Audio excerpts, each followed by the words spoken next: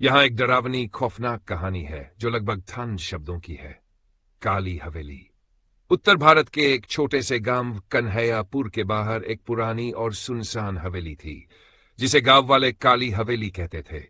कहते हैं वहां एक समय में ठाकुर साहब रहते थे, जिनकी बेटी चंद्रिका की रहस्यमयी मौत हो गई थी। उसके बाद से ही हवेली वीरान हो गई और जो भी वहां गया लौटकर नहीं आया। गांव के लोग हवेली के पास भी नहीं फटकते थे, पर हर रात हवेली से अजीब सी रोशनी और एक युवती के गाने की आवाजें आती थी, मानो कोई दर्द में गा रहा हो। कहानी की शुरुआत होती है रवि से, एक पत्रकार जो अलौकिक घटनाओं पर रिपोर्ट बनाता था। उसे काली हवेली की कहानी सुनकर उसमें गहरी दिलचस्पी हुई और उसने तय किया कि वह वहां जाकर खुद पता लगाएगा कि सच क्या है। अंधविश्वास है सब। रवि ने गांव वालों से कहा, सच सामने लाना जरूरी है। गांव वाले उसे रोकते रहे, समझाते रहे, लेकिन रवि नहीं माना। रात के ठीक 12 बजे रवि ने अपने कैमरे और टॉर्च के साथ हवेली में प्रवेश किया। हवेली का दरवाजा खुद ब खुद चरमराते हुए खुल गया। अंदर गहरा अंधेरा था, दीवारों पर धूल और जाले लटके हुए थे, हवा में सड़ने की गंध थी और हर कदम पर फर्श चरमरा रही थी। जैसे ही रवि ने पहला फोटो खींचा, उसकी कैमरे की स्क्रीन झपकने लगी। तस्वीरें धुंधली और डरावनी आने लगीं। शायद तकनीकी खराबी है, रवि ने सोचा। तभी किसी लड़की के हंसने की धीमी सी आवाज आई। वह मुड़ा, कोई नहीं था। वह हवेली के अंदर और गहराई में गया। एक बड़ा सा कमरा था जिसमें एक पुरानी झूला कुर्सी हिल रही थी, लेकिन वहां कोई नहीं बैठा था। दीवार पर एक चित्र टंगा था, एक सुंदर लड़की का। नीचे लिखा था, तभी अचानक झूला बंद हो गया और उसी क्षण दरवाजा जोर से बंद हो गया।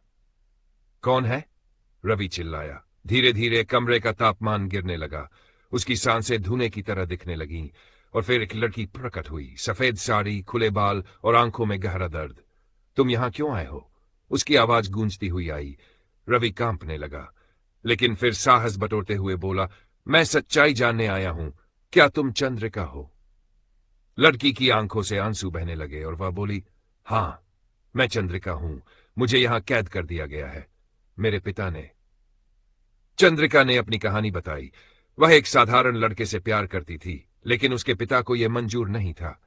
ठाकुर ने अपनी इज्जत के नाम पर चंद्रिका और उसके प्रेमी को मार डाला। चंद्रिका की आत्मा उस दिन से इस हवेली में भटक रही है, बदले की आग में।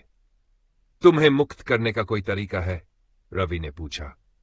हां, उसने कहा, मेरे कंगन और उसकी चिट्ठी को मंदिर में जाकर अग्नि में प्रवाहित करो, तभी मैं इस कैद से आजाद हो सकूंगी। रवि ने सहमति में सिर हिलाया। चंद्रिका ने हवेली के तहखाने की ओर इशारा किया, जहां वह सामान रखा था। रवि ने जैसे ही तहखाना खोला, वहां की दीवारें खून से सनी हुई थीं। एक कोने में लकड़ी का एक संदूक था। उसने उसे खोला तो अंदर एक सोने का कंगन और एक मुड़ी हुई चिट्ठी मिली। तभी हवेली में जोर की चीखें गूंजने लगीं।